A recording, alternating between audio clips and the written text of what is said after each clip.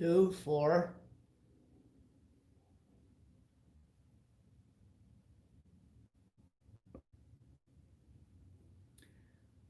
What's going on? I don't know. I just felt like maybe we do this and talk or something. Hey, Justin. Is this working? Does it sound good? Everything okay?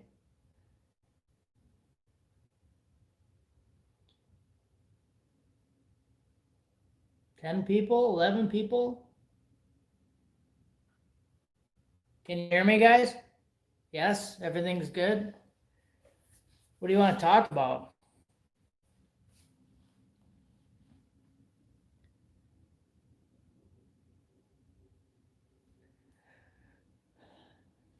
Big topic. I put the diaper on the car today. I guess that's a topic. So I put the engine diaper on the car. Do you guys know I got an engine diaper? Some of you did, some of you didn't. If you're on the Facebook page, you know I got the engine diaper.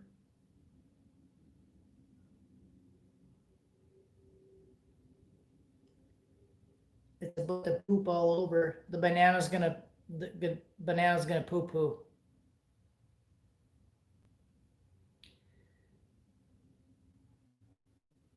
Four-inch downpipes or step down to 3 on what? Darth.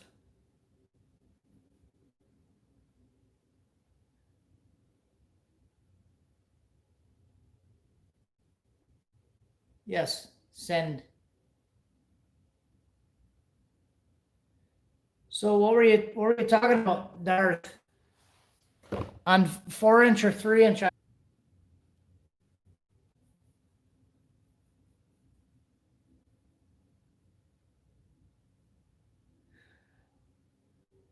Yeah, I don't know what you're talking about there. On the banana, on the banana I have 3-inch. So I have the turbos, they're facing out. So basically their suckets come out, they're 3-inch. They come down in like a U shape and then go out the fender. So those are 3-inch. The only time that I did use 4-inch was when I had the GT45s, GT45 single on the Ranger. I had a 4-inch dump. And then when I switched to the 7875, I put a 3-inch dump on it.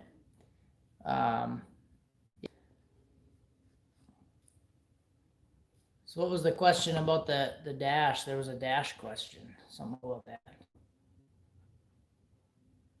You're here for the gangbang? The gangbang on the banana? I don't know what. We might be able to do that on a different website. Did I set up my dash to log the memory card by throttle position? No, it's not really logging on the dash, it's logging on the terminator.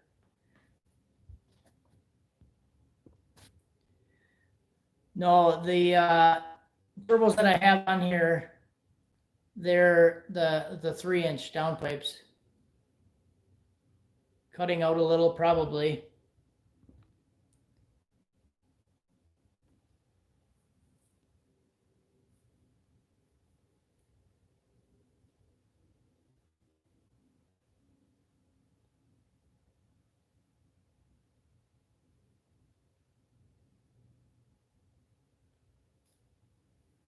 So what size turbos on the banana? I have the VS Racing 6766s.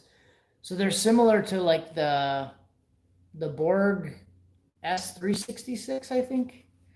So they're similar in size. So 6766s. So that's what I have on there. They should be good. I think for like, if you really want to max them out, like 1200 or something, but I don't know if we'll get that far. Right now I'm limited by my the rods. I'm running a Gen 3 block in this car. I don't know if a lot of you guys know that.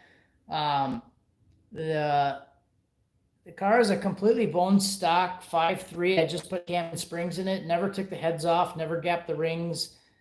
Never did anything else different with it. I took the oil pan off to put a Holly pan on it. and I'm going to run the Gen 3 rods, and we're going to test those and see how far we can stretch them till it pukes all over. That's why I put the diaper on today. So got a Motion Raceworks engine diaper, and I think fits pretty nice. It has like ballistic properties. So I've been thinking about it for a while, getting the thing, and I talked to Brooks from DIY Garage TX. If you guys aren't familiar with his channel, go check him out. He does a lot of really, really good work, machining and metal work, and a fabricator, and has Fox body, and does a lot of good stuff. So him and I were talking the other day, and I've been kind of kicking around to a lot of like safety stuff, and just some of the conversations that we were having, he kind of sold me on pulling the trigger on getting the engine diaper. And you can see my helmet up there. I got a Hans device. You guys probably saw that on the 821 Bravo Facebook page, that I got the Hans device now. So it straps to your shoulder and doesn't let your head fall off if you get in an accident. Sold stock ECU and HP tuners, thanks. Holly getting here Friday. Good job. I actually got a Terminator X Max for the Ranger now. I have it today. I got it sitting here. What's the next personal goal for the Banana on the next track outing? I would like to not break it. That's kind of the plan with the Gen 3 rods, is kind of push it to as far as I can. So I've been talking to some special people that are kind of helping me out with seeing how far we can push the Gen 3 stuff. So I would say my overall goal with the car, since the previous best time from previous owner is 8:48, I'd like to maybe shoot for that someday. Not with the Gen 3 rods though. It'll probably end up spitting its guts all over, and then eventually maybe go to like a forged rotating assembly or different rods or something. But it'd be super sweet if we could figure out how to get this thing to go like $8.99 with Gen 3 rods. That'd be kind of cool. Not saying it'll ever happen, but I'm a little more willing to push stuff and take chances now that there's a diaper on the car. To be honest, I put the thing on today and I'm like, oh, this is like a huge relief, because you're not going to crash the car if it spits its guts all over, and I'm not going to piss everybody off at the track for 3 hours because you're a dumbass. So yeah, it's kind of the thought. So what are you guys doing tonight? I don't work tomorrow. I'm having a Busch Light, having a beer, doing some work on the car. I put the door panel back on the car today. We bought we didn't buy it actually. We got a Power Wheels, and I always wanted to get my kids a Power Wheels, but they're kind of expensive and they take up a lot of space. So I'm like, I'm not really gonna spend the money on something that's just gonna take up space. So we found one by the dumpster. I took the kids for a walk the other day, and we found one sitting by a dumpster, and the rear shaft was bent, so the wheel was all messed up, and it didn't have a battery. So I had some round stock in the garage, so I brought it home, put the new stock in it for the axle, and chopped the battery plug off, put some spade terminals on it, and took my DeWalt battery and plugged the thing in. And it was like 25 minutes, the thing was home, and we got it running, and they've been using the thing for like 4 days straight now. So we've been testing different batteries. We got an XS Power D6500 battery that I was using back in the day when I was doing stereo stuff. So that's a nice big battery. And we've been testing the DeWalt batteries, the 20 volts, the Weed Eater 24 volt battery. They like the DeWalt batteries the best because they're fast, and man, I gotta keep poking this thing. What's up? So they like the other ones. X-Max tomorrow, William? Yes. I'm excited. I might do a separate video on like X-Max install, because I did the video. It was kind of like a half-assed video. wanted to show more of how quickly you can install it uncut. But I think I might do like a separate X Max install because you have the extra transmission wiring and stuff in it. So might try to show that. Working on the twin turbo Vega, dude. I love that thing. Like I saw the pictures of that the other day. It's like, man, that thing is really cool looking. Looks really nice. I kind of saw it in the background in some of your other stuff, and I was like, man, what is that thing back there? And then you posted the picture of the twins the other day. I was like, oh, that's pretty cool. What the Mustang weighs. One of my buddies, he races UTVs, and he's gonna bring a scale over. We're gonna weigh it one of these days. The original builder of the car said it was 2,700 with like a nitrous small block in it, but that seems a little light, so I want to test it. Or it's probably closer to like 29 or 3,000. Take on SBE tuning while Squirrel Tune was talking about on Sloppy. Lowering peak cylinder pressure with good timing map peeps rods. Yeah, so basically around your peak cylinder pressure, you want to keep the timing kind of out of it. So, and that's what I'm going to do with this car. Usually like below 5,500 in that range, you want to kind of keep the timing out of it because that's where your peak torque is, and you have a lot of cylinder pressure there, and cylinder pressure is what's going to hurt the rods. So my plan with this, I'm going to go like really conservative with it. So I have a lot of timing out like below 6,000, especially below 5,500, and starting to ramp it in. So that's kind of my strategy with this. And I'm kind of almost going to use the timing map as like a timing retard on launch in a way, instead of like a boost control. I'm going to test that out and kind of play with a couple different things. I don't have like a dome sensor or anything hooked up. So I'm just using duty cycle for boost control. So kind of going to keep timing out of it below like 6,000.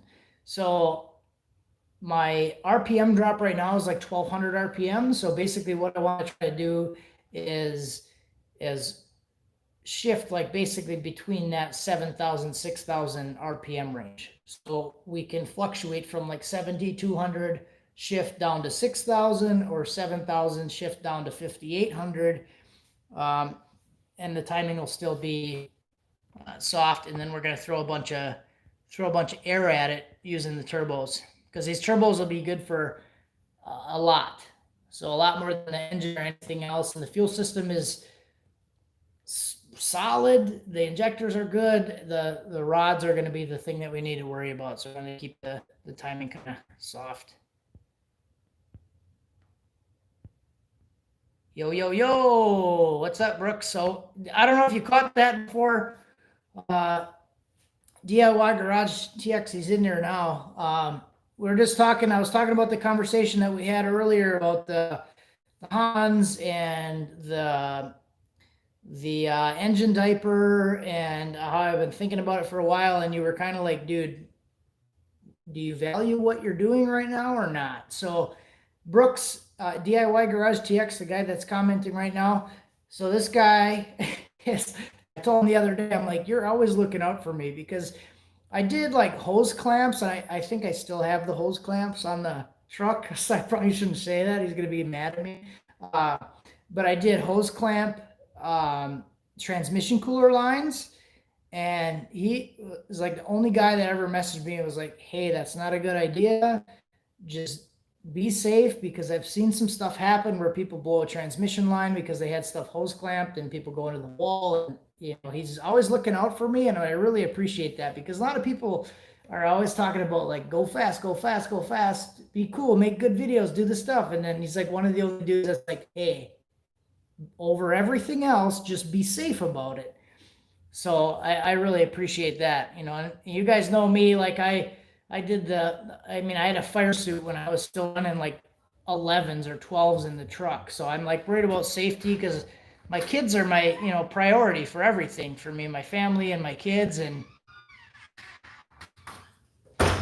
I got one of my boy coming out right now, my 3-year-old's coming out. So that's what I always told people. They're like, dude, why you got a fire suit on? You're running 12s. I'm like, wow, my kids would be pretty fucking pissed off if I didn't come home. So here's my little home boy right here.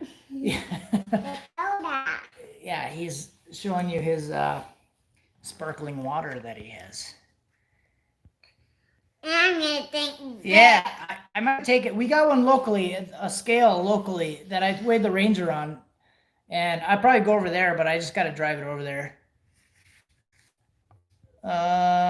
Yeah, RPM drop. That's what I'm kind of planning. Like when I have it on, like it's like 13 pounds last time I went out. So when I go to 20, it'll probably be less than that. I would think so for sale. So the plan with the micro squirt, and I actually had a lot of guys that were like kind of upset about when I switched to Holly about the micro squirt. They're like, oh, you got this thing for free and you're just gonna keep it and sit it on the shelf and you're a hog kind of thing. And I'm like, well, that was never the plan. Like, so even before I even received the thing, so before I even received the micro squirt, I was already talking to Matt about how we're gonna do a giveaway on it because I'm not gonna keep it. I don't want to gain anything from it. Like I got it from him, he got it from EFI Source. What we want to do is, and this might actually be like a prerequisite to this whole thing. So I was gonna make a video on it. Like we want to give it away, or I want to give it away. He doesn't really care what I do with it because he told me, he's like, dude, it's yours. Do whatever the hell you want with it. So what I want to do is I would like to give it away again to maybe somebody who's new or like could use it, but that person would also make videos on it and share what they're doing and would also be willing to give it away again to another person, kind of like a pay it forward continuous thing. I think that would be cool if we could somehow keep that going, like a pay it forward community thing. So if you guys have any suggestions or people that are like really good candidates for, want to use it and give it away, I'm all ears. I have a couple friends like personally that I would like to give it to, but that might be kind of weird. Just give it to one of my buddies. So I have two friends that right now that are building C10s, that are doing LS C10s, and one of my buddies is actually he was actually talking about buying my 7875 full turbo setup that I had on the Ranger for his C10. So like engine, I have an engine, the ECU intake, turbo, intercooler, like almost the whole setup. So then I was thinking like, shit, maybe he could just get the micro squirt and we just do videos on it. But that's the same friend that races UTVs that I was talking about before. So I don't know. Let me know what you guys think about that. The Pride Bar Bandit, yeah, dude. He's the same kid, the same one that put the screwdriver in the brakes. If you guys remember that. Yeah, pay it forward. I think it'd be really cool because I thought it was really cool. I liked it for the experience. Of course, I was going to take the experience if Matt was like, hey, do you want this? It's like, well, sure. Because I get to play with Tuner Studio a little bit and get some more experience with that stuff. So that was cool. Look for a noob with a channel, donate it. Yeah. So, and then, yeah, so we're just kind of been kicking it around, like talk to Matt and Hunter about it too, like if they know anybody that would like be interested. It'd be cool to actually give it to somebody and see what they can do with it. And hello, Jay.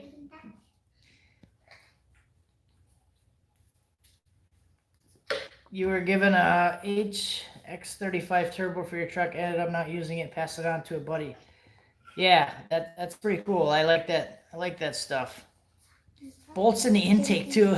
So that's OG right there. So if you guys are new and you don't remember the bolts in the intake story, so we were talking about my little buddy right here. Come here, Theo. Come here. This is my little buddy Theodore right here. So he's in the garage with me a lot, as you can see, because he's out here right now. He's a lot different than my other two. My older two are in there. They're like watching a movie right now because it's like a little bit before bedtime. And he's just not interested in that stuff. So he always wants to be out here with me. So things can happen. So he's the one that put the pry bar in the exhaust and we melted that through the turbo. And then he's also the one that the brake or the screwdriver in the brakes. Like he put it inside the wheel. He wanted to help, you know? So he put it inside the rim and it got stuck in the brake rotor. And I was driving and it was like dragging. I'm like, what the hell is going on here? I took the wheel off and there's a broken screwdriver stuck in brake pads. But then you're shaking the chair, bud. And then my other I don't know, a few years ago when I did my first LS swap on the Ranger, when I put the first in the phone right now, a little weirdo. He put a bolt in the intake, dropped a bolt in the intake. So when I went to start it, I finally got it running and stuff. And then all of a sudden my coolant line, get down off the chair, please. My bolt went through the intake and it lifted the head and it spit a bunch of exhaust gas into the coolant passage and like blew the line off. And that was my first broken piston experience because my kid dropped a bolt inside of it. Like, hey, did you do something? He's like, oh yeah, I took the thing off of here. I put it in there. Oh, okay, cool. So that was my first experience with changing out a piston and a piston rod out of an LS engine that's in the vehicle. It's like, oh, can you do this? Just swap one out, put it in backwards, and then run it for 6 months. That's what happened with that one. I put it in the wrong way. Dome sensor or tap the map sensor. I think I'm gonna run it. I probably will go that way eventually because I would like to use it. I was even thinking about possibly testing out like CO2 for boost control, but right now it rises a lot. So what I can see when I launch on the last logs, it comes up and it starts to flatten out at like 10, but then it rises to 15, and gear change it'll drop to about 11, and then it rises to 15.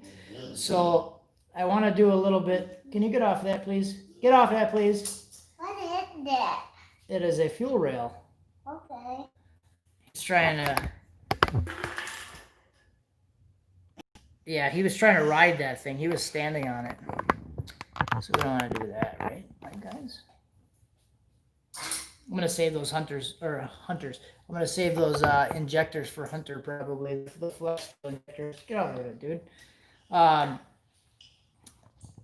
So now I don't even know what the hell I was talking about. What was I talking about? I don't know. I don't know either. Electrical tape in the oil pickup. That was my fault.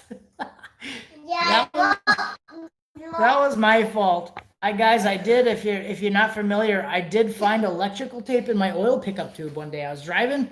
Daddy, I burped. He burped.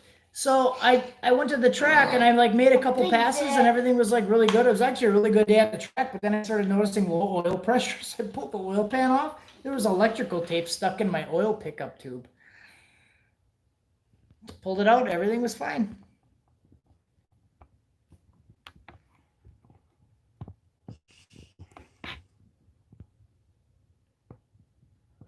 You can top my electrical tape. All right, let's hear it.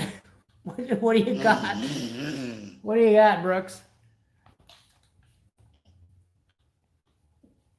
Yeah, I think so. While we're waiting for Brooks to type his story here, I mean,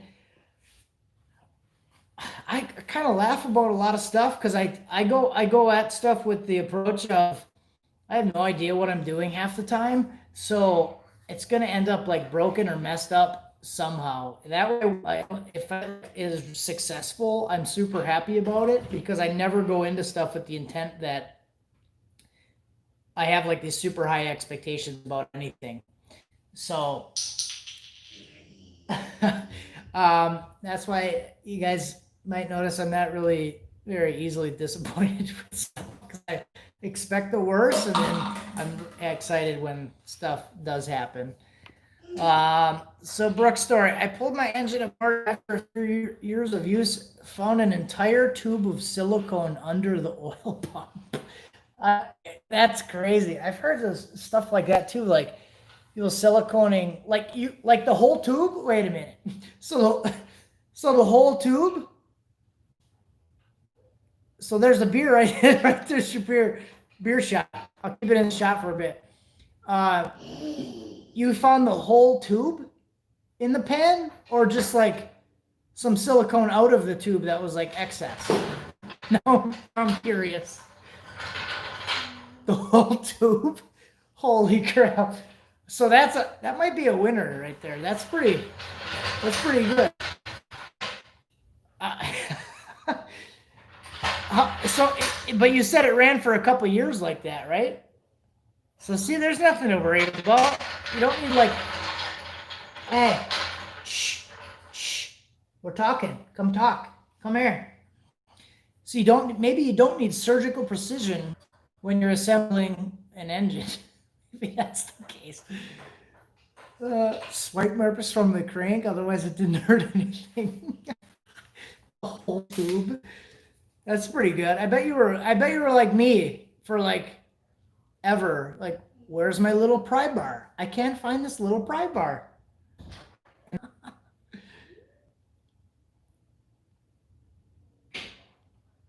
I heard about the rags. What video was that from? Hunter mentioned something about rags the other day. He thought that was me. I never had rags in the engine, but there was I remember, I think it was like a Motor Trend video or something where they like left tape. They put a supercharger on it and they left everything taped off and it wasn't making boost or doing anything and they were having problems with it. I remember that one. I don't remember where the rags one came from, leaving rags in the engine. But ever since my bolt issue,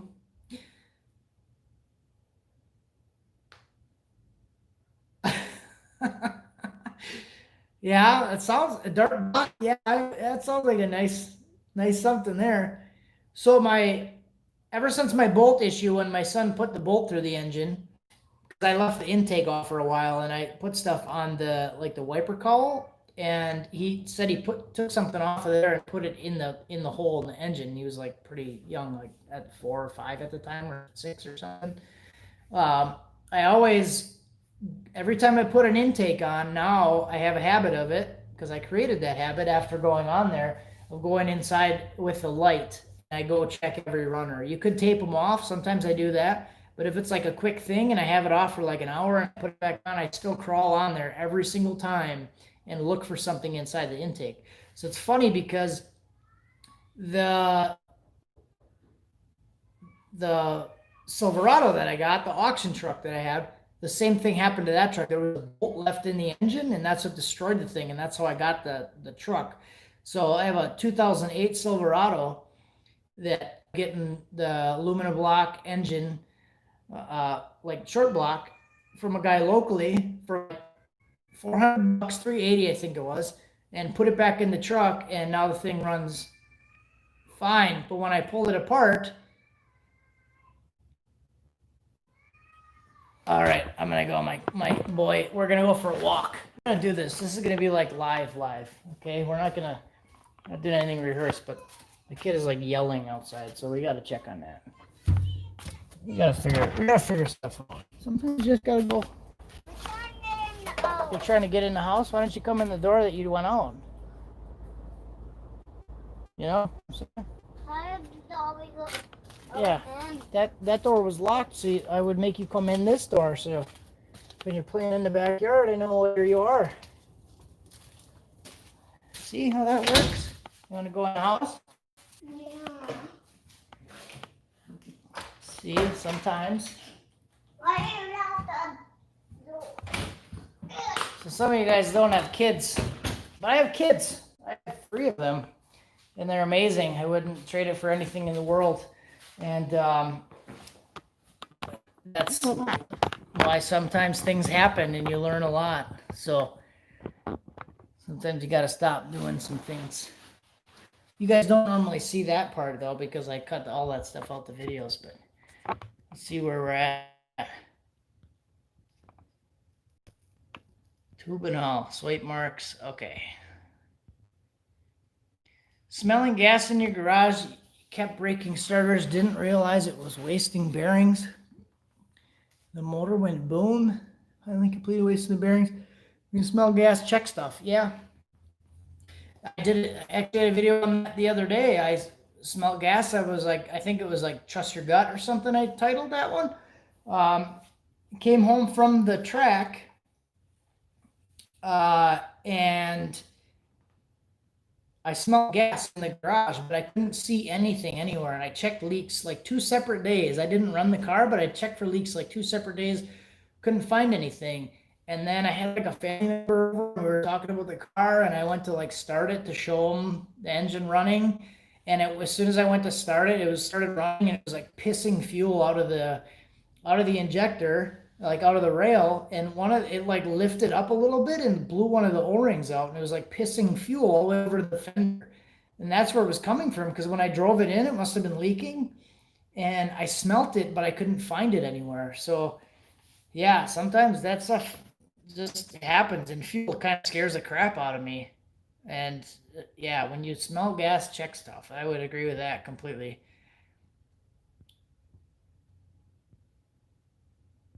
It is going. Look what's next for you. That's why you bought a borescope. I don't even know where the thing is. No, so I did buy a borescope, and I might buy another one because I can't find the one that I have, and I was having issues with it because it was like a $20 borescope. But I use that thing a lot. You guys probably remember that. Some of you, if you're commenting on it, I use the thing a lot. I like it. It's pretty cool, and you could use it even as a tool if you're going to buy an engine. It was just like 20 something dollars. It plugged into the port on your phone, and you have an app on the phone, and you can stick the camera in a spark plug hole, and you can see if pistons are damaged. You can see if they're starting to have detonation or spotting on them. You can check cylinders. Like, imagine if you're going to, how many people go to buy an engine and it has a cracked piston and they don't know about it till they start it up. That you do a whole engine swap and you're like, well, shit, now it's broken. So it's a really nice tool. I've used it for a lot of stuff, and checking pistons, and it's a pretty cool, pretty cheap little thing. I like having it.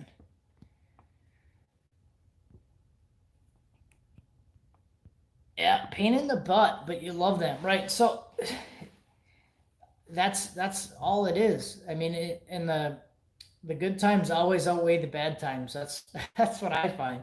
So some people, like, I know it can be a struggle a lot of times for people with like balancing life and kids and cars and doing your stuff. Um, but like obviously the family and everything is always the priority. And I get a lot of comments about like, how do you figure this stuff out and manage all this stuff? But it's kind of like a family engagement, really. So because my kids enjoy it, my wife supports it. It's I know there's some situations out there where people don't really have that situation where the wife is supportive, and it's kind of like I'm gonna sneak out into the garage on a Sunday once a week and try to do something. Um, so yeah, especially with the YouTube channel and stuff, like it's kind of we consider this almost like another job. Like it's a kind of a priority for us. So when I talk to her, and like we have other stuff going on and we get that stuff done, but I'm like, okay, tomorrow I need to make a video. I need to go out and I'm going to finish this, and this. We have a plan for it, and we figure that stuff out. So it's good to have that system, but yeah, I never like shoo the kids away. Like kids are always welcome. Time to work on the project so much. I have a 1 year old. So yeah, I guess I kind of answered that before reading this one, but um, yeah, it's tough. It's really tough. So especially with, I don't know if you guys noticed lately, I've been doing a little bit less like editing. The videos probably aren't as good quality or as detailed as they were. It's kind of, some of that stuff, because sometimes I would spend like 3 hours editing a video. So I get home from work. I usually get home from work like about 2 p.m. And it's easy with that schedule to work. I basically get home from work and then start working again from like 2 p.m. until sometimes 11 p.m. So I would come home and I would like get home from work at 2 p.m., 3 p.m. and work the whole day filming a video and then editing a video. Plus you have like dinner in there and bedtime and other stuff that's going on. And I'll stay up editing a video and sometimes not go to bed till 11:30, 12 o'clock, and then get back up at 3:30, 4 o'clock in the morning to go back to work. So it's not really like we all kind of have the same amount of time in a day.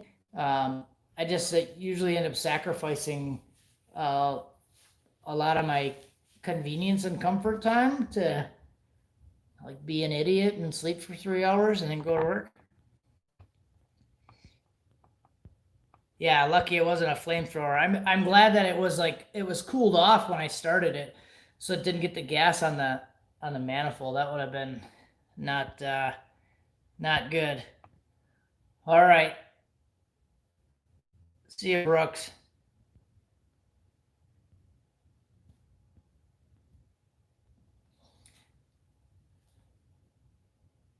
Yeah, kids they do help a lot. I think like we do a lot of stuff together. Maybe I could show that maybe if there's like I guess people interested in it. But when I'm working with the kids, I like to just kind of focus on like them at the time and not filming and stuff. Like I could be really like, hey kid, turn this wrench and I'm gonna make a video of you. So we do some of that stuff where like filming, but I try to keep the videos with the kids like more natural and just what they're actually doing instead of coaching them through something just to make a video. And then especially when they're learning and stuff, I'd rather dedicate the time to them and to learning than like trying to make videos about it and stuff. Because there's a lot of good stuff that we get from videos anyways. Scared of the shit box. The fender exit. And my kids do the same thing. Especially my little guy. He's like, I flip the switch and here's the fuel pump priming, and he's like, whoa! Hands go on his ears, and he's like, no, don't do it. Just because it's kind of loud. But overall they like it. He yelled at me the other day. He was taking a nap, and I started the car in the garage. He's like, you woke me up. Your car's too loud. You woke me up. He's like, nah, because I woke him up from his nap. I get like that too, and I get woken up for my naps. I value my naps. My naps are good when I can actually fall asleep. I do have a tripod, so I'm actually using a little tripod. I'm using my cell phone right now, and I'm using a little like mini handheld tripod. And I do actually have like a really nice. Let's spin her this way. I'll show you my tripod that I'm using. So this is the tripod. So it's like got all these adjustments on it. So it can be pretty small. It's actually a pretty nice one. So I bet you'll never guess who I got a suggestion from on this, Mr. Matt Happel himself. I messaged him one day. I was like, bro, what tripod do you use? Because I could always tell he was using a tripod in videos, and I wanted to get a good one. Because I had spent money on a bunch of different tripods and wanted to get one that wasn't going to just like break and fall apart. So it has a separate thing that twists, a push button here, and then this comes into the bottom of the camera. So I end up using this a lot. So a lot of times when I'm not holding the camera, I'm using this thing. I'm using this thing here. So I use it a lot actually. So yeah, I like that. I like that thing. So it was like $160 for the tripod. But it was the last one that I bought, so it didn't break yet. So I like it. It's really nice quality and folds up really small.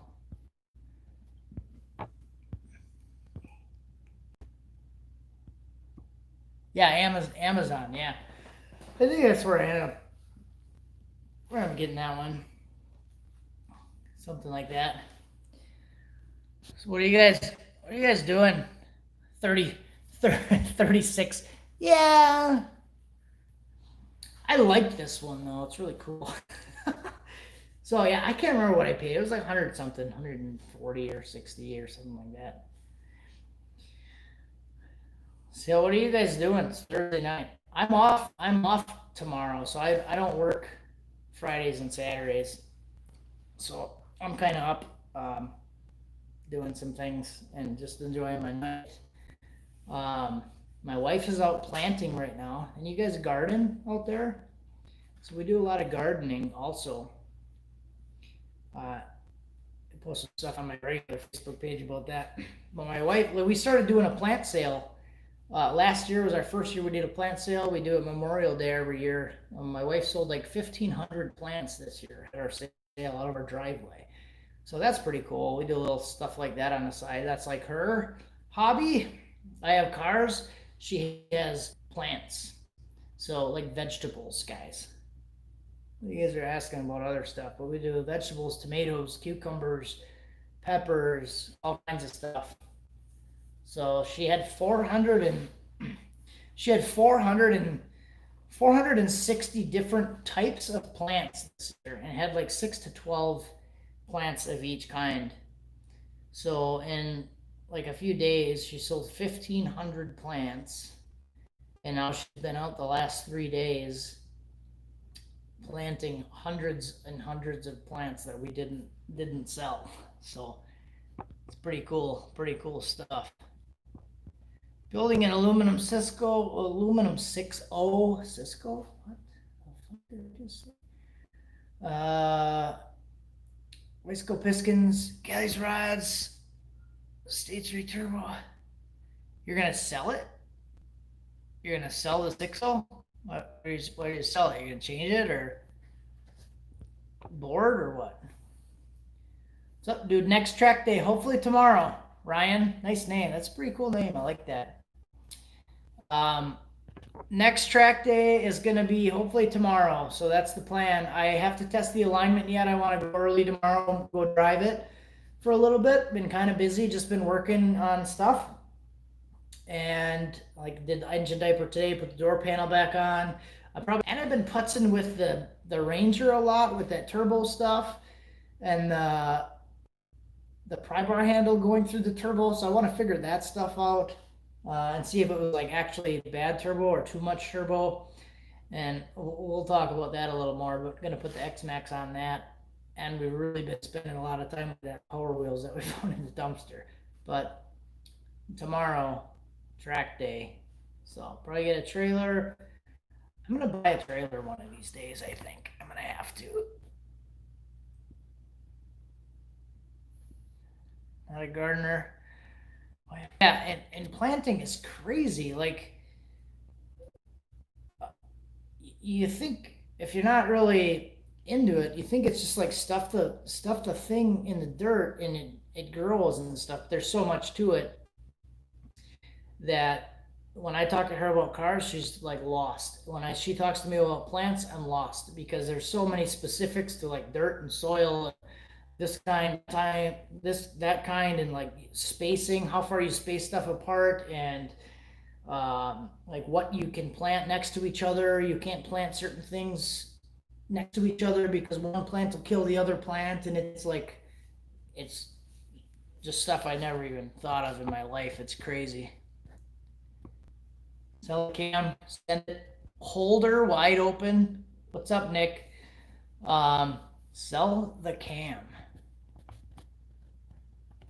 Sure. Oh, stage 3 turbo cam. Gonna sell the cam. I got you. I'm with you now. I have a LJMS stage 3 twin turbo cam in this car, which I'm not really sure if you'll be able to get the LJMS. It seems like the LJMS stuff is kind of still out there for sale, but I don't know if you'll be able to get it for that long anymore with the stuff that happened. Yeah, I got some Busch lattes today. I switched. I've been drinking Bud Light Lime and Bud Light Lemonades for a little bit now. So switching back over to the lattes. So the LJMS cam, that's like the one thing about the whole engine, and I've told a few people this, I don't want to hurt the cam. That's what I feel like about the whole engine, like everything. Spit its guts all over, break it. I don't want to hurt the cam. I don't know why I'm weird about that. I don't want to hurt the cam, but we'll get another cam if we break it, whatever. It's gonna happen. So there will be time probably soon when we see broken rods and shit happening with this engine. It's not gonna be together forever. So we'll see. It's head's never been off, not ring gap. It's like never unopened. And we're gonna squeeze it a little bit. It's been 980 already, so we're gonna just keep going, see what happens with it. I think that'll be fun. So that was kind of because I wanted to get like a forge set, like the Summit Pro LS series rods and pistons. Those look pretty nice. They were like a really good price, like $800 or $900 for the set. I'm like, well, craptastic. I'm just gonna do something like that. And I already had this stuff in there and it's all together, and I'm like, what if we just tried to push this thing and see how far we can go with it? And then when it breaks, then we'll do the other stuff. So like I think that would be a good opportunity instead of like the car's not set up and we just throw gobs of power at it, to try to set up the car. So this car doesn't have adjustable shocks at all. Like you can get single adjustable, double adjustable shocks for front and rear. This doesn't have any of that stuff. So this suspension and everything on the car has been set up since like early 2000s, like 2005. I think he went 840s or like mid 8s in 2008. So that's like all old, really old suspension on this stuff. So there's a lot of room to want to go with it. Is just, it would be a good opportunity for me also to have like a lower power car and figure out how to dial it in and tweak the suspension in the car to go faster, and then add the power. So that's kind of where I'm thinking with this. So I'm like kind of have a little bit of a crutch where, like, if I just be irresponsible and throw a shitload of power at it, I could hurt the rods and hurt faster. So I want to kind of take it a little bit slower and see where we can go with it. That's kind of my spiel. My spiel, guys. Stick with the butch. The butch. I like the limes, bro. I like the limes and the lemonades. They have the mix pack. I'm not a fan of like a mix pack has limes and lemonades and the orange. I don't really like the orange that much. So, but the Quick Trip by us has the 12 packs of the lemonades. And I like the lemonades, especially now that it's like summertime, and I like to sip on those things.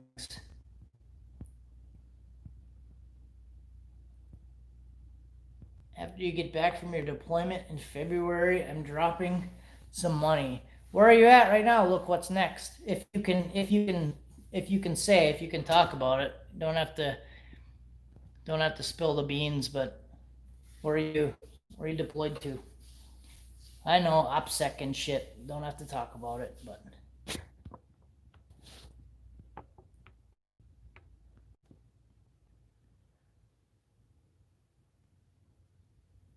don't care if the $400 motor blows up. If it's the cam, you'll be upset. Yeah, maybe I'm not the only one. Yeah, stock push rods. I haven't runs of a small shot of nitrous. So I've thought about that. I would like to play with nitrous someday.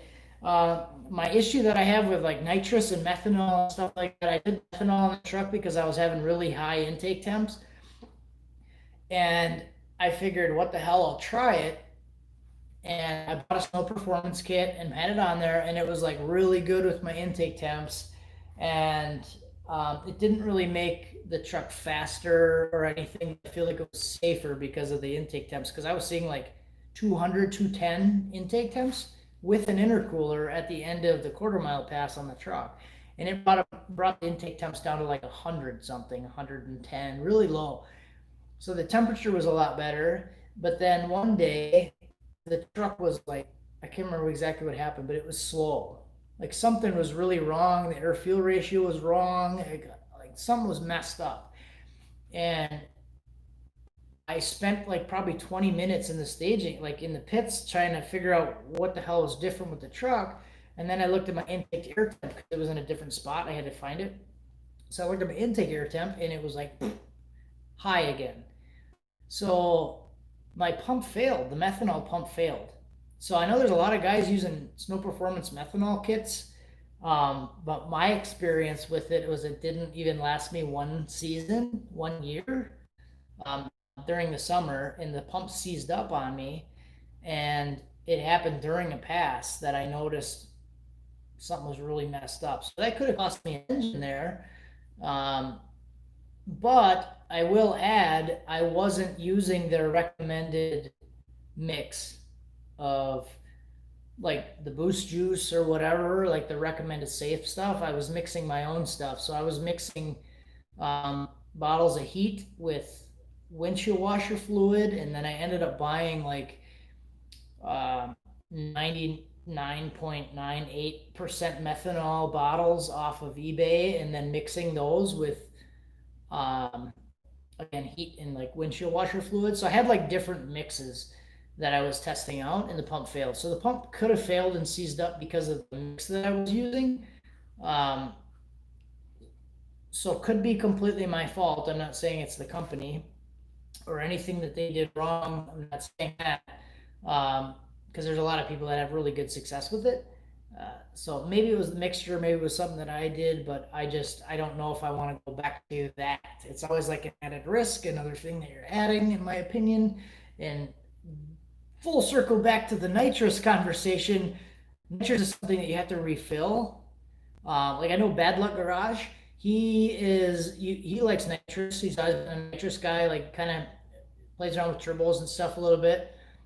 He really likes nitrous.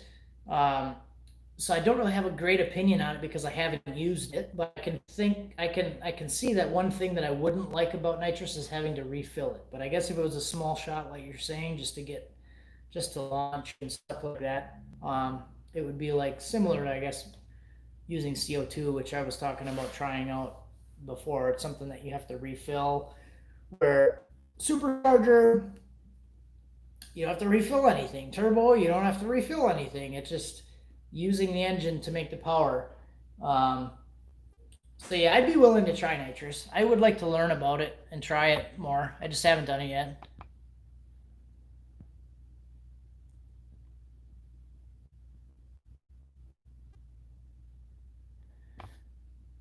"10 minutes from the Wisconsin border." Southern border? That sucks. Oh, yeah. Yeah, don't spill the beans, man. Don't talk about it. I got you. I understand. Good luck. Stay safe. Keep in touch. Yeah, thank you for your service. Definitely. I've been there, done that. Know what you're talking about. Be safe.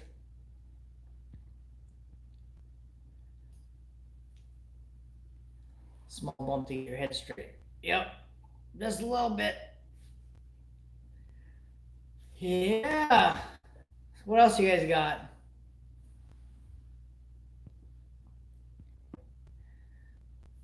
Tube for info and wiring up the red and white 12-volt switch wire for the Terminator X.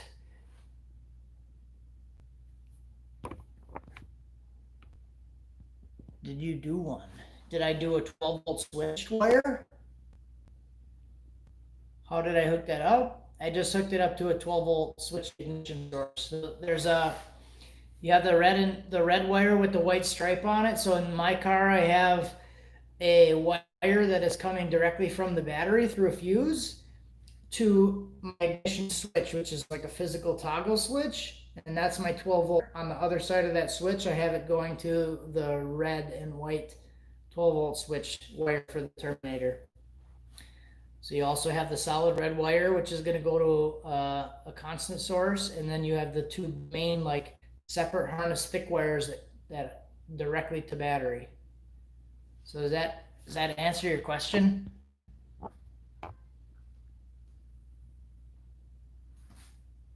Yes, Great Lakes Dragway. I will be going there. Hunter and I have been talking about it. I think Hunter's actually going there this weekend. I think he was going to go to watch though.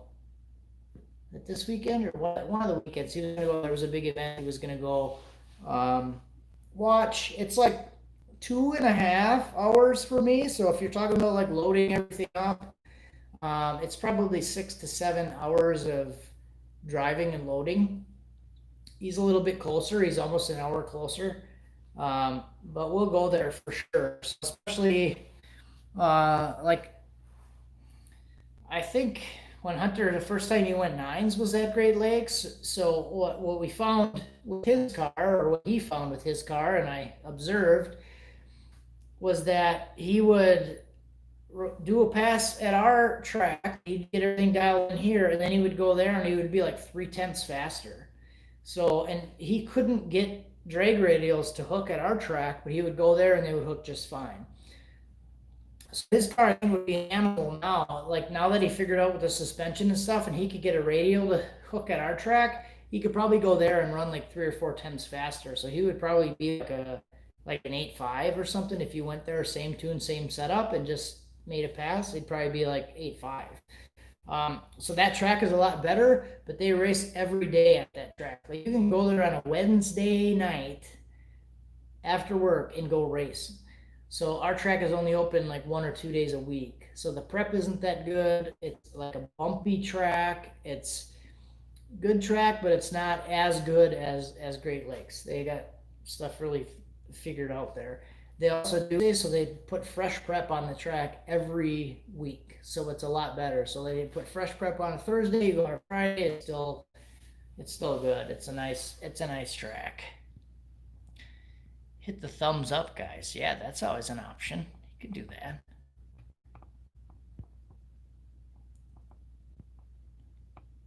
Yeah, cool.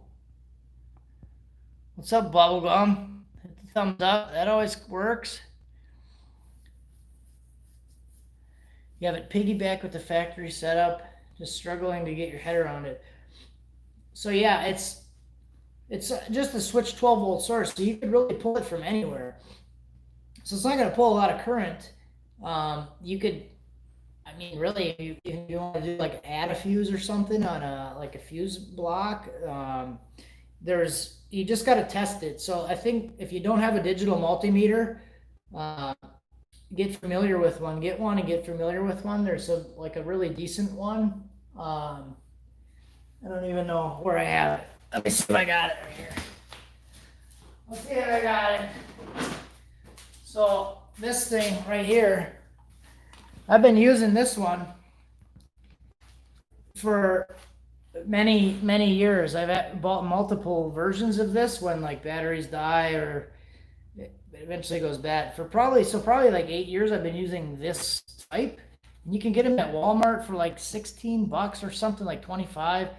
I think they raised the price now. It was like when I first started buying them, they were like 16, but then they raised. You just want to test voltage and you can test continuity with stuff. I think the biggest thing that people struggle with for like electrical stuff is you can't see electricity. So the way I think about electricity versus mechanical stuff is you can't see electricity, so people are freaked out by it. You see all these wires and I have no fucking idea what's happening here. And because some are like sensor wires, some are 5 volts, some are 12 volts, some are grounds, you have no idea what's going on. But this will help you with that. You can, once you can see it and see what's going on, it helps you. You can even test continuity. I use this a lot. It just has a buzzer on it. If you guys don't use this stuff, I would say get familiar with it, because if you can help yourself, it's like a tool to help you see electricity. If you're hooked up to a battery doesn't mean it's giving you the right voltage. Doesn't mean you have it hooked up the right way. So you can really figure stuff out and see what's going on. So that would help you with your 12-volt circuit. Finding a 12-volt ignition, pointy ends on them. I think Hunter was laughing at me the other day when I went to the dyno. I had that thing and I had the probes just stabbed in the wires in the battery. And I've done that a lot with car audio stuff. You're on like 0-gauge wire, it's real fat wire. I take the whole probe and I just stab the fucking thing right in the battery and it just stays there. And you leave the multimeter down there. And he was laughing. He said, "What? You got the thing just stuck right in the wire?" Yeah, that's what I do. You can just like poke through the shielding, and then when you pull it back out, it's not like you're leaving a gaping hole, but you can poke and see what's going on inside the harness and inside the wiring. So it'll help you find that source. Because if you're looking for a 12 volt ignition source, you just turn your key forward, but you also want to make sure, because there's a starting circuit, you want to make sure that it has constant 12 volts when you're in your accessory position and when you're in your starting position. So that's a big thing too, because some circuits will actually shut off when you put it in your starting position. Some circuits will lose that 12 volt for a second, and then it won't give you power to the ECU. So multimeter's cool tools, and that one's not even that expensive. I have like a really expensive one that I used to use for car audio stuff. It has an oscilloscope on it. It's like a big like greenish yellow one, and along with testing audio, amps and stuff like that, you can test the output circuit on an amp, and you can actually see the sound waves. It has an oscilloscope on it, so you could test for clipping and distortion, because if you're not familiar with car stereos, clipping is like when you're cutting off the audio wave. So you have like your AC signal, like a nice smooth signal. If you amplify it too much, you'll cut the top of it off, and it just creates like a DC signal and creates a lot of heat and blows your subwoofers. So it would be like, I guess, equivalent of like running your injector duty cycle too high, and you're actually not adding more fuel, and you lean it out and you blow the engine up. It would be like the equivalent of that. So where you have your wideband to actually see what your air fuel ratio is doing, see if you're too lean, and you can check injector duty cycle to see if you're too high. Your oscilloscope will help you check the sound waves, so you can tune an amplifier the same way you tune a vehicle and make sure you have a clean signal. So that's why a lot of guys buy like a 1,000-watt subwoofer and a 500-watt amp, and they can't figure out why they keep blowing their subs, because they're cranking the gain on their amp and they're distorting the shit out of the signal, and they just fry the woofer, because you're sending like almost a DC, like you're sending like an AC square wave to it instead of a nice smooth signal.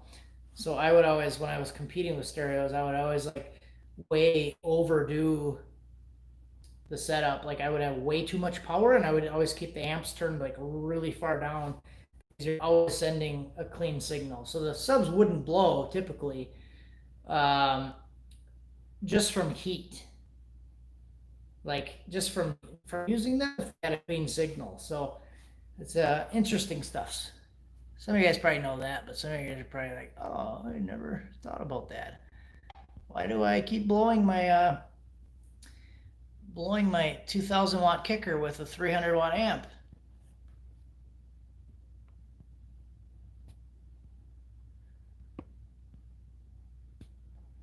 Closed, tractor closed. Yeah, but I mean, gotta keep people safe. It's just hard to be consistent, I guess, with what's going on. I won't go into that shit. There's some guys using a relay. Yeah, it needs to be power while cranking. So, it has to be power while cranking. That's what I said. So when you got the key forward, you want to make sure you still have power while you're cranking. So some guys use a relay. It's never a bad idea to use a relay, I don't think. So you understand the purpose of a relay. You're basically taking like a low input source to pass power for a higher current source. So you might not need to use one for that, but it's not a bad idea. I'm just, like I said, I'm just running mine straight from battery, and I'm using it on a couple other circuits. I have like a 30 amp fuse in it. It runs a couple other things, goes to my ignition source. I have one wire go to my switch, flip the switch, and it powers a few other different things, like some other relays. One goes straight to the ECU, but relays are pretty cool. Floor Fab, Bush Latte Fund. Good luck at the track this weekend. All right, thanks, bud. I think that's my first super chat thing that I've ever gotten before, so I appreciate that. Reginald Locklear, $5. Thanks, man. I appreciate that stuff. Oh, now we got a couple coming through. All right, look what's next. Cool. Thanks, guys. I appreciate that stuff. Hit the thumbs up, guys. Telltale Media. Uh-oh, car audio. Clipping equals death. Yes. Yes. How many Kiwi boosted garage? NZ690. Are you from New Zealand? Is that where you're from?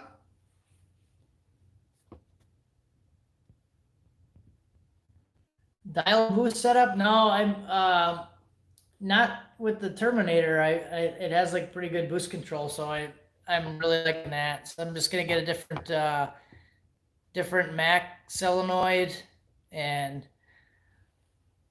we're just gonna run it that way. I might try a 4-port on that. I've never messed with a 4-port. I have a 3-port on this. I'll probably do a 4-port, and I'll probably go a little more aggressive with boost control on this car, like the Ranger. I'm probably just gonna leave with just duty cycle boost control, but I would like to play with the like the actual closed loop boost control on this, because I think it'll be a little bit more important. How are things in New Zealand? Tell me about that. Are you guys like back to opening stuff up now? I know you guys did a good job with like squashing COVID shit. Got everything straight like strawberries over there pretty quick.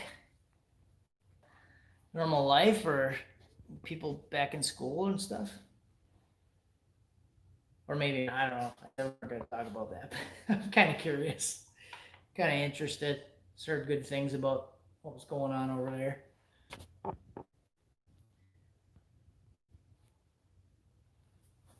You made 1100 with the 6766s, Mohammed?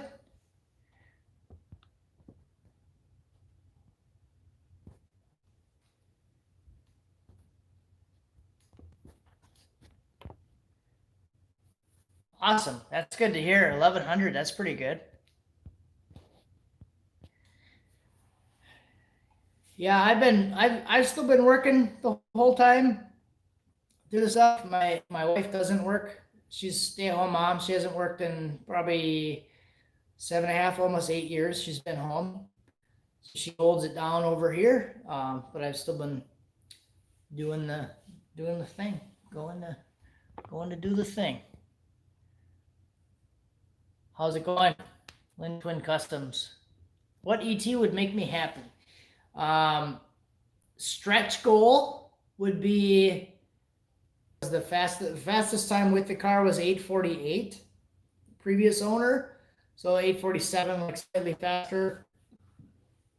Might be a cool piece of history, I guess, to maybe make it faster someday. We'll see.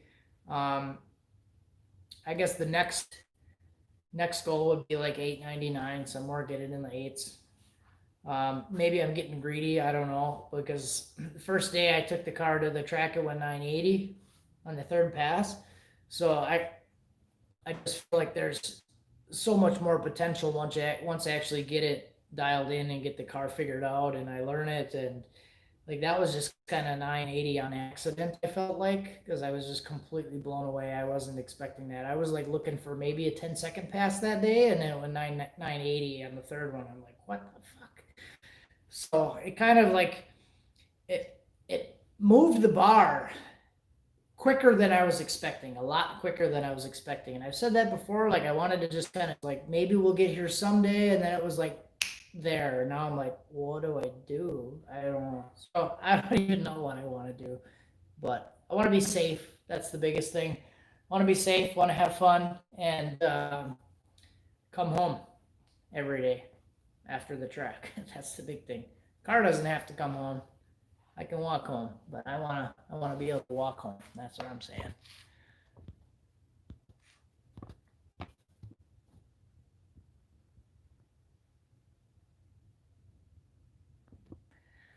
Yeah, it's I think it might be possible.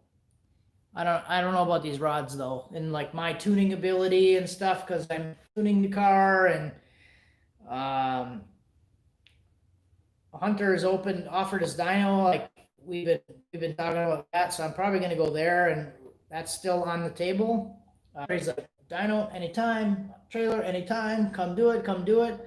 But with my work schedule and everything like that, it has to be like specific days of the week, and so for me to like go to his house, get the trailer, or go to where he is, get the trailer, come back, um, go back there, unload everything. It's like probably 6 hours or more of 6 or 7 hours of just loading and unloading and driving to do that. So it almost have to be like a couple day thing, which we talked about doing. If I were to borrow a trailer. So one other option is I just rent it.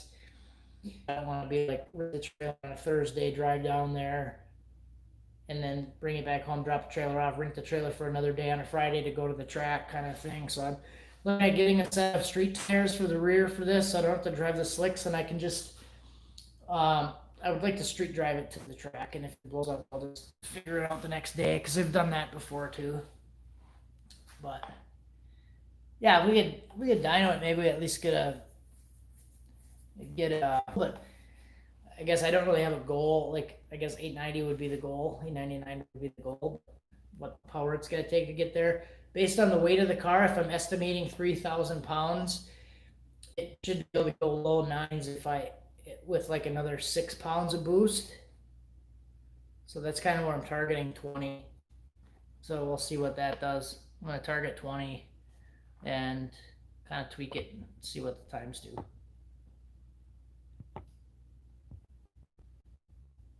Taking a tuning class. I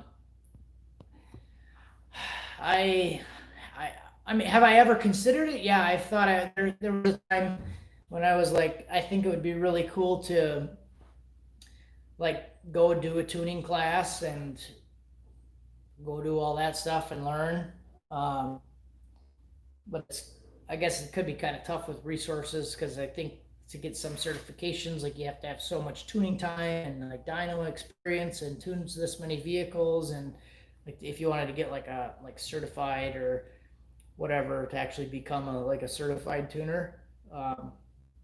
But there's so much information out there on the internet and opinions and things out there, and I'm not afraid to like listen to different opinions and try different stuff, and like you see what's working, like what people are doing and what's working.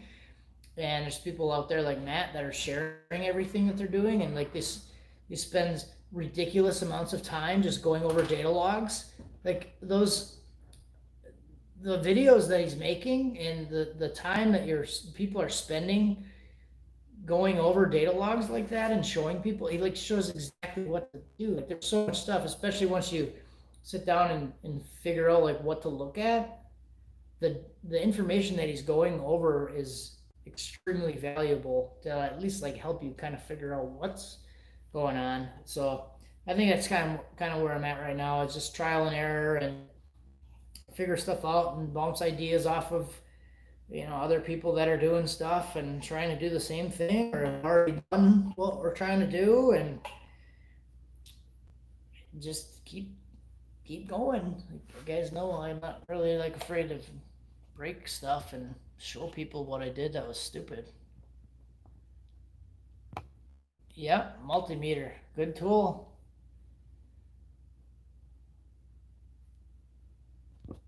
Carpenter by trade. So like you're a carpenter, you're a woodworker, right? So you do all kinds of stuff like that. I think like woodworking and stuff like that is something that I like. Carpentry work, that's something that I'm always kind of like intimidated by, because like metalworking, I talk to people about this a lot. So metalworking, it's like very forgiving, I feel like. So you could take a chunk of metal and you can completely screw it up and just like booger some more metal on, grind it down, and then it's completely fine. You can start over.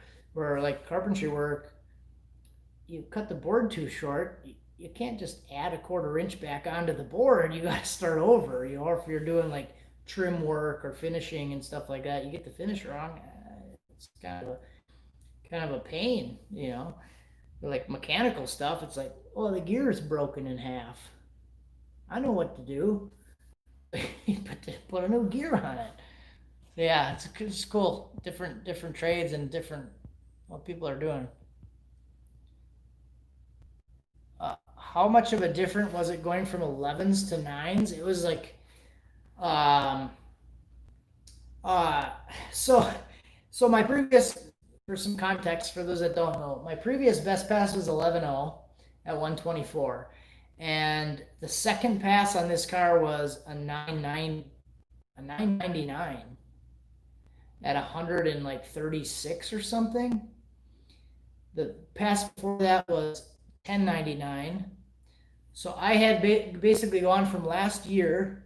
Best pass was 11.0, and like 8 months later, or however many months later, I do a pass in this thing, and it's 1099, faster than I've ever gone. I was like, okay, well that was different, and because I felt the Transbrake for the first time too. That was like first time I ever used Transbrake.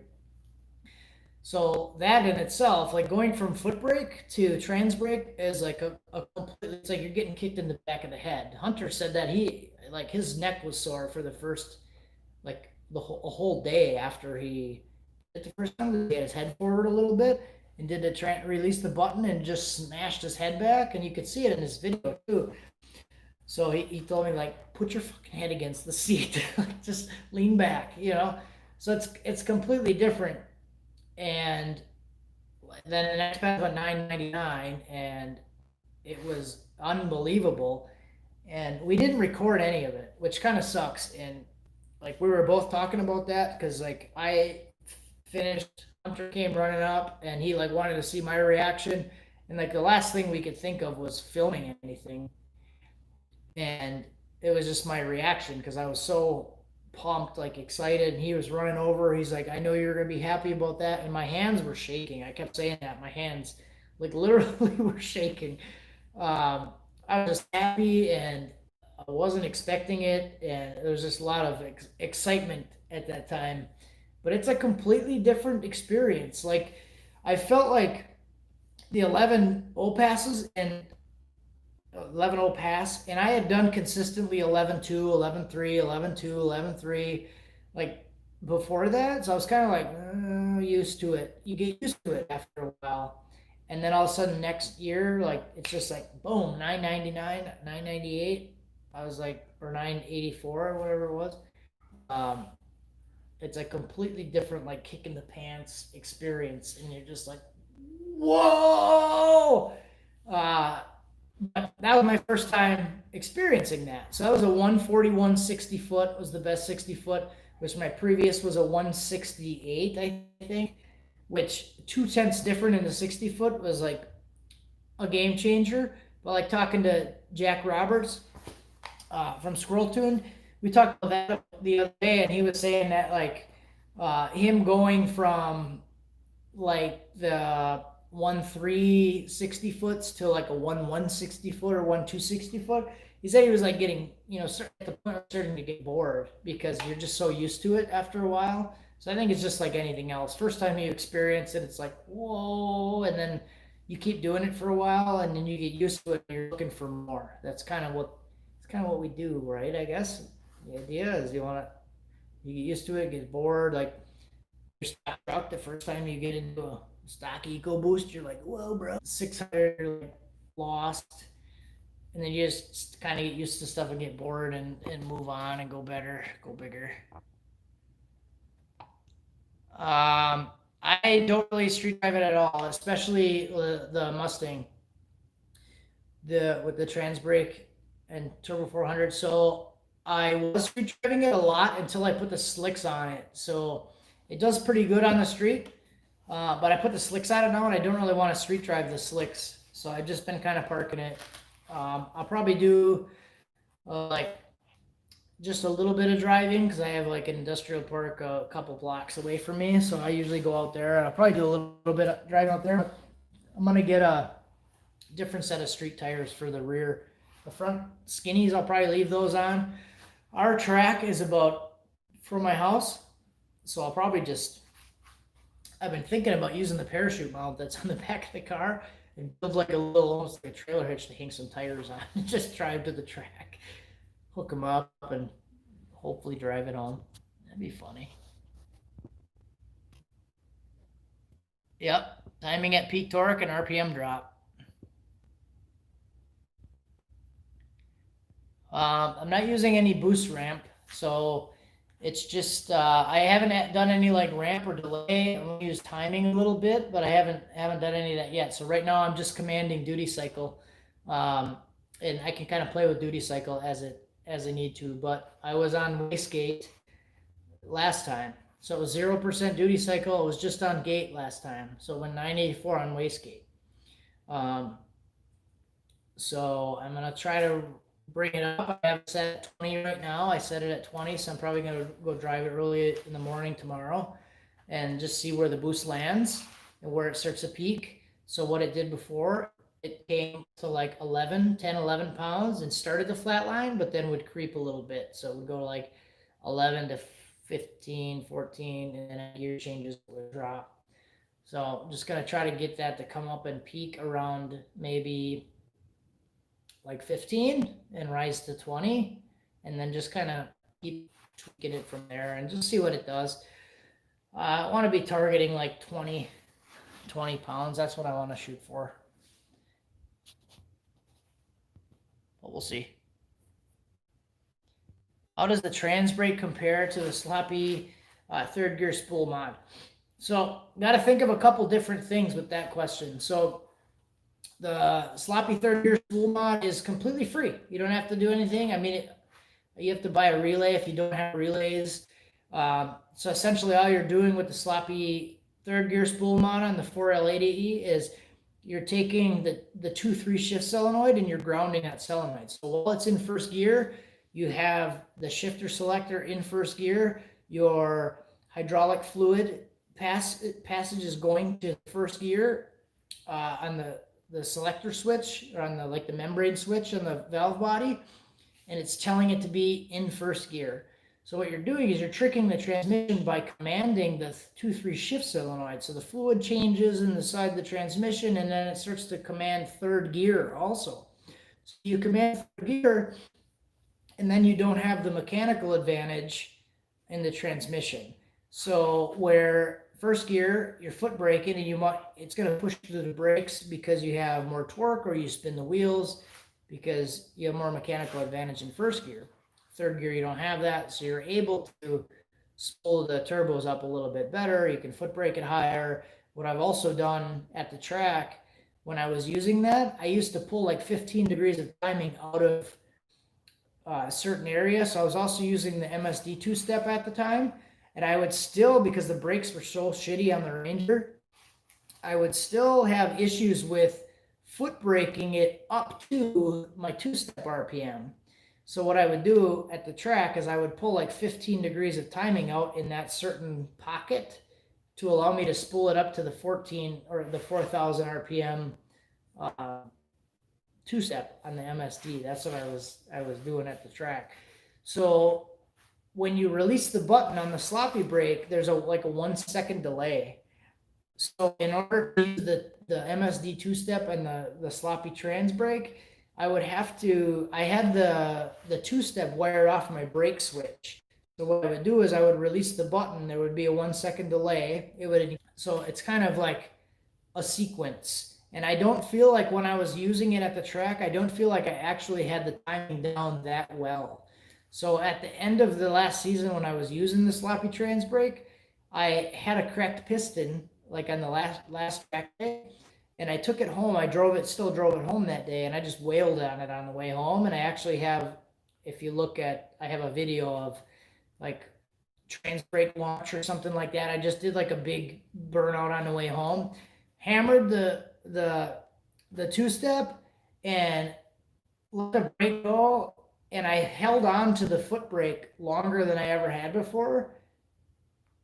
And I think what I was doing at that point was I wanted to see if releasing the Transbrake while doing the foot brake would keep the two-step on, and it didn't do it.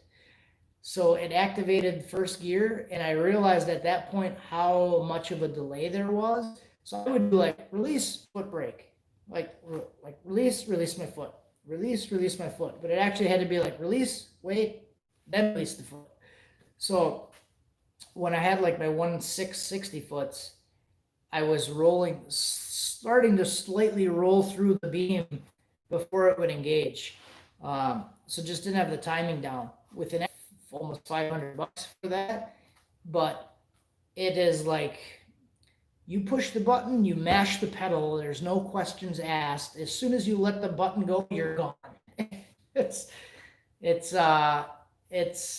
quite a bit different. So depends what you're doing. It really comes down to like a budget thing and what you really want to do and how comfortable you are inside the transmission and doing all that stuff. I'm still probably going to use the sloppy Transbrake on the truck. So it's not like I'm never going to use it or I'm against it. It's just what you want to do and understanding how it actually works. So Terminator X, I was talking to somebody on a Sloppy public page, I think the other day. They were going to hook the two-step up to the sloppy Transbrake control. So that would be an issue because when you're pushing the button, you're commanding the Transbrake, the sloppy brake. You're also commanding your two-step. As soon as you release that button, your two-step is going to go away, but your gear isn't going to engage for another second after that. So you might want to change the timing and stuff on that, but that could be a problem. Wheelies. I want to see wheelies too, Blaine. I did do the suspension limiters on there, so I might have got ahead of myself with wheelies, preventing wheelies, but I don't know. We'll see. Precision transmission. The Transbrake, it burns up the pump. Yeah, maybe on the sloppy Transbrake also, your transmission works completely normal. So like with this transmission, I have to be in neutral and I have to hold the Transbrake button to go in reverse. So every time I'm going backwards in the car, I'm physically holding the Transbrake button because the Transbrake button, it activates like the reverse band. So you use the reverse band or we'll call it the reverse band. Yeah, reverse band. So you push a button, it activates the band, where normally you put it in R and it activates and you can go backwards. So that's another consideration. That's why I put it down where I did. Some people put the Transbrake button on the steering wheel, but I feel like that would be a pain. I never experienced it, so tell me if I'm wrong. I feel like it would be a pain in the nuggets to push the Transbrake button while you're like trying to steer backwards, or you're like looking backwards, trying to go backwards, and you're like trying to steer with one hand and push a Transbrake button. I feel like it could be a headache. So that's why I put it down next to the shifter, independent from the steering wheel. So that's why I did that. Sticky tool. Yeah, sounds good.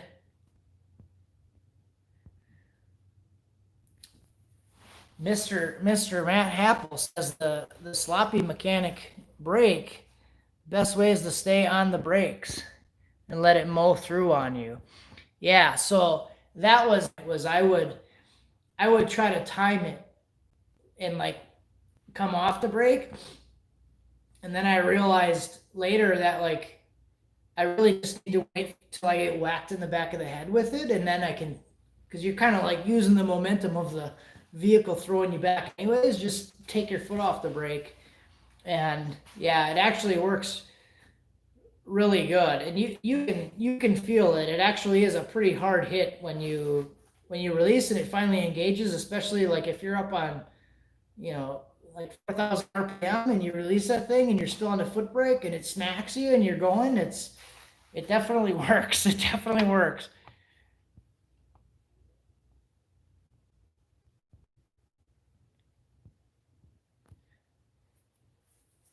Yeah, the one that I have doesn't have you have to push the button. So there's different versions of them.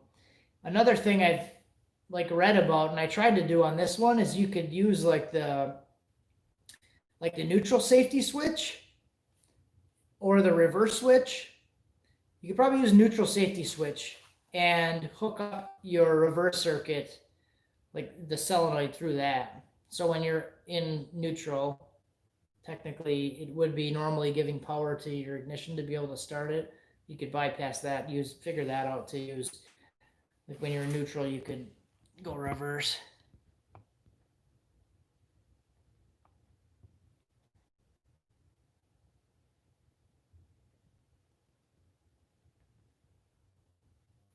Yeah, like mine, I have to hold the button. I gotta hold the button. So I might be changing some of that stuff anyways, because I was having issues. You guys remember the last one? I was having issue with shifting. I kept grabbing a lever and pulling it all the way into third. So I might try to move my Transbrake switch to the actual like shifter lever. I might try that. What did work on the third pass was I just slapped it. So I came around with a wide hand like this instead of like trying to grab the lever and like in the right spot. I just came back like this and I slapped the shifter and it went into second, and then I reached around. So that's what I'm good at. And then I pulled it back into third, and it actually worked pretty good that time. But if I'm coming at it from an angle, I might be smacking her sideways. I don't know if that's a good idea, but it worked. It worked. Matt, if you're there, did you have what engine diaper did you use when it started on fire? Do you remember? And did you have the pig matting in the bottom of it? Did you think it was the pig matting that started on fire? Like, did you have a Kevlar version of it? I'm using the Motion Raceworks diaper. Gone 8 for 8 when you jegs. Did you had the pig matting in there? Kind of almost feel like the pig matting is like what would start on fire and like stay burning. I don't know if the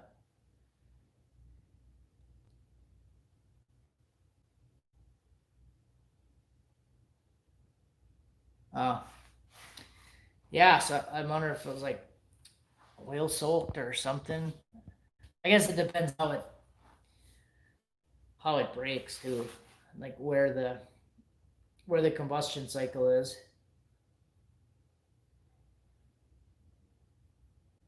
Yeah.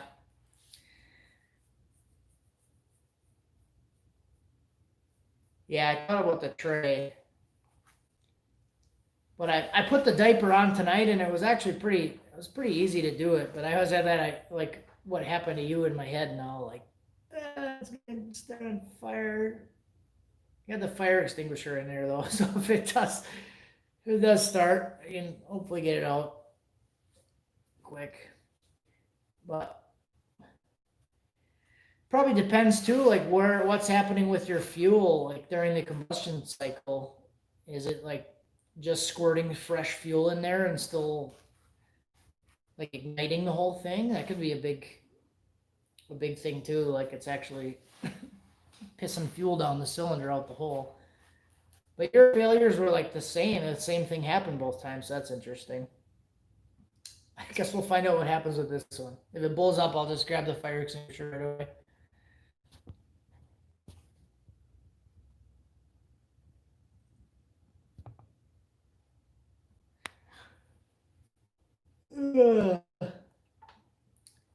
Well, now she's been home for a while. She picked her head out a little bit earlier. She's probably putting the kids to bed.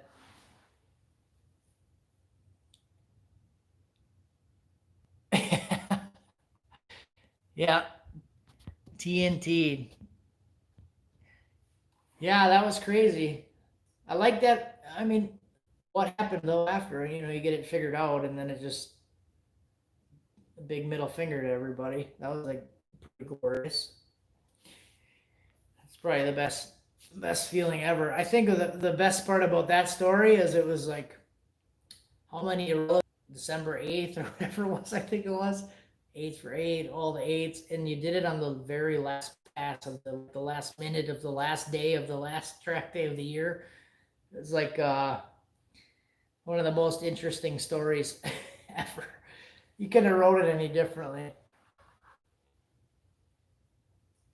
Yeah, so that firmware has changed, I think, right now?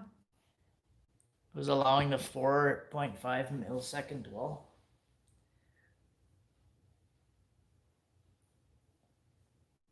Car number 88. And the price was 888, 88, 80, 80, 80.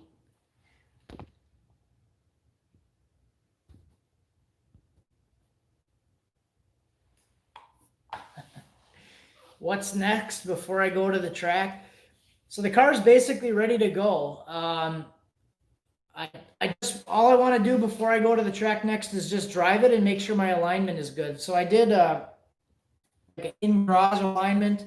I built some toe plates. I just used some like aluminum aluminum, not iron, aluminum angle. Welded to some aluminum pipe and did like a tape measure alignment in the garage. I just want to drive it down the road and make sure everything is good there. Other than that, everything is ready to go. I did add some duty cycle to the boost control, so I want to kind of test that a little bit and see where my percentage gets me. So that one's all good. Car's good. Truck, we got some stuff to figure out yet. And we got to put the X-Max on there. So we'll do that probably in the next week. Put the Terminator X-Max on the truck, and I'll put the third turbo back on and just see what happens. I'm not too confident that putting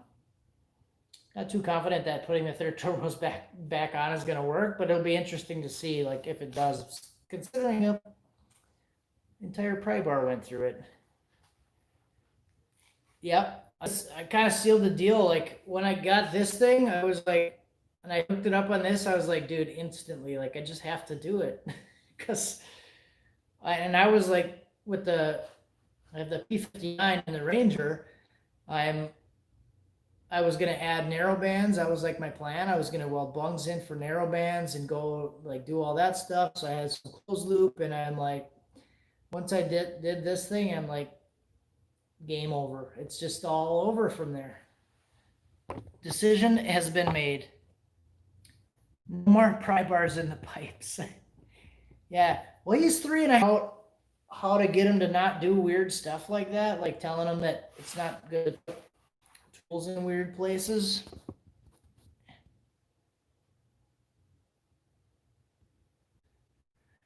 Yeah, I agree with you, Matt. Once I used it, and I really try not to sound like exactly like you just said, like I'm some douchebag that's just out here pushing something. But it's just my honest feeling about it, because once I used it, I'm like, what? Why would I do anything else? You know, and I can already see with like upgrading too with Holly stuff, like going to Dominator or something like that, with more inputs and outputs where you have a little bit more freedom to do things. I can see growing out, like in a race situation with this car, like growing out of that and upgrading and doing something else, but staying with the same software. And I like that you don't really, like, the layout of everything is the same. So the computer just has a little bit more capability. It's just crazy.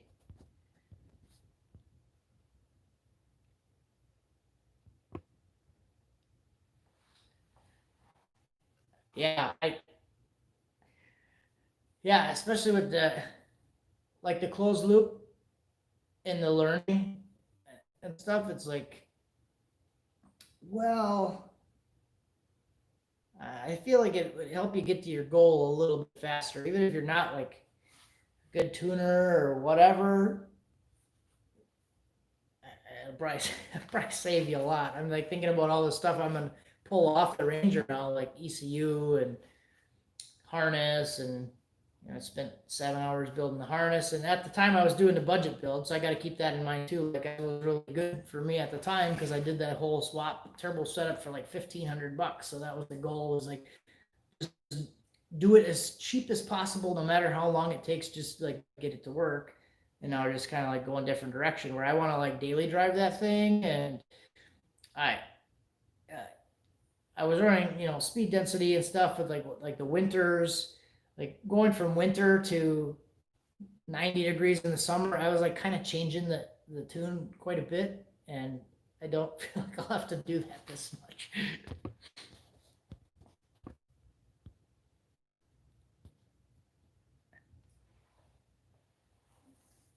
Holly Trust fall. Yeah.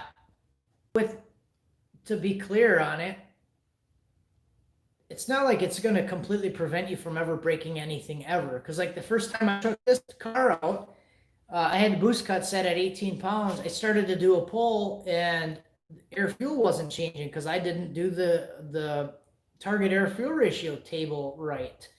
So I wasn't, I had it set up to where it was like 14.7 up until like 11 or 12 pounds or something. So but knowing what I know and what should be happening, I get out to go drive it and I started to roll into it and I'm like, this isn't right. I got to go back, and went to go look at stuff and changed it. But you could easily just put that in there wrong and go fry the thing the first time you take it out, because the car made 18 pounds and hit boost cut that first time I took it out. So I could have hit 18 pounds at 14.7. That might not have been good. So it's not like completely dummy proof, but it's fucking good. Yeah, I mean, I guess you could maybe consider it cheating. Depends what you want to do. Like if you're wanting to just sit and spend a lot of time and like actually learning how to do stuff, it's gonna take a little. I feel like it might take a little bit away from that. But if you just like want to put something in and go rip on it, you'll be all right. You'll be pretty good. It's good for that. So yeah, all right, guys, I'm gonna hit it. I'm still having my lattes. Thanks for the latte money, guys. Appreciate everyone hanging out. We had like 30 something people the whole time. So hour and 45 minutes went pretty well. Let me know if you liked it. We'll do it again sometime. I'm gonna figure out how to shut this thing off because I don't know how to do it. I'll probably hit the X. See ya.